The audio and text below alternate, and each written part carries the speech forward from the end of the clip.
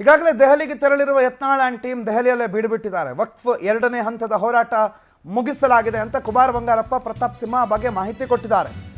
ದೆಹಲಿಯ ಬುಲಾವ್ ಹಿನ್ನೆಲೆ ದೆಹಲಿಗೆ ತೆರಳಿರುವಂಥ ಯತ್ನಾಳ್ ಬಣದ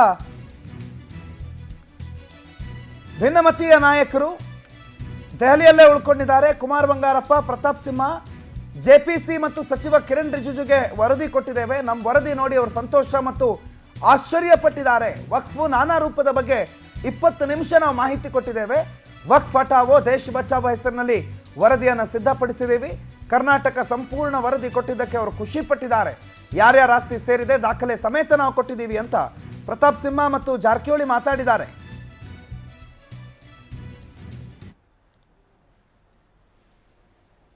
ನಮ್ಮ ಎರಡನೇ ಹಂತದ ದಾಖಲಾತಿಗಳನ್ನ ನಾವೇನು ಕಮಿಟಿಯವರಿಗೆ ಮುಂದೆ ಜೆಪಿಸಿಯ ಕಮಿಟಿ ಮುಂದೆ ನಿನ್ನೆ ಕೊಟ್ಟಿದ್ವಿ.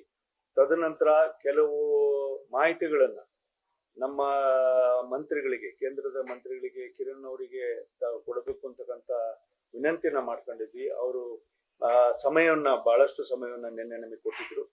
ಕೊಟ್ಟಂತ ಸಂದರ್ಭದಲ್ಲಿ ಕರ್ನಾಟಕದ ಇವತ್ತಿನ ವಕ್ಫ್ ಸ್ಥಿತಿಗತಿಗಳನ್ನ ಅವ್ರ ಮುಂದೆ ಇಟ್ಟಾಗ ಅವರು ಬಹಳ ನಮ್ಮ ರಿಪೋರ್ಟ್ಸ್ ನೋಡಿ ಸಂತೋಷ ಪಟ್ರು ಮತ್ತು ಅಷ್ಟೇ ಆಶ್ಚರ್ಯವನ್ನ ಪ್ರಕಟಿಸಿದ್ರು. ಅಂದ್ರೆ ಅವರು ಈ ತರದ ಸಿಚುವೇಶನ್ ಕರ್ನಾಟಕದ ಏನು ತಾವು ತಯಾರಿ ಮಾಡ್ಕೊಂಡ್ ಬಂದಿದ್ದೀರಿ, ಇದು ನಮಗೆ ಬಹಳ ದೊಡ್ಡ ಒಂದು ಮಾರ್ಗದರ್ಶನವನ್ನ ಅಥವಾ ನಮಗೆ ಸಹಕಾರವನ್ನು ಕೊಡುತ್ತದೆ ಅಂತಕ್ಕಂಥ ಮಾಹಿತಿಯನ್ನು ಕೂಡ